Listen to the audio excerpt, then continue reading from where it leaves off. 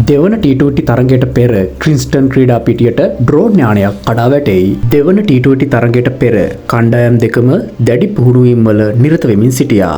පිතිකරුවන් නෙට්ස් තුල දැඩි ලෙස බැටිං ප්‍රැක්ටිස් කරමින් වේගවත් පන්දු වලට සූදානම් වුණා. පන්දු යවන්නන්ද තම බෝලින් ලයින් ඇන් ලෙන්ත් නිවැරදි කර ගැනීමට වෙහෙසුණා. ඒ අතරතුර ආරක්ෂක කණ්ඩායම් ග්‍රවුන්ඩ් එක වටා සැලකිලිමත් ලෙස ක්‍රියාත්මක වෙමින් සිටියා. කෙසේ වෙතත් පුහුණුවීම් අතරතුර හදිසි සිදුවීමක් ඇති වුණා.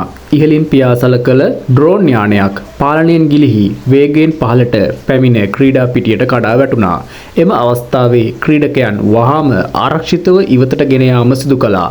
ගින්නක් මතුවීමත් සමග ආරක්ෂක නිලධාරීන් ඉක්මනින් ක්‍රියාත්මක වෙලා තත්ත්වය පාලනය කළා. කිසිදු ක්‍රීඩකයෙකුට හානි සිදු නොවුණත් මේ සිදුවීම තරගයට පෙර සියලු දෙනාගේ අවධානය දිනාගත්තා.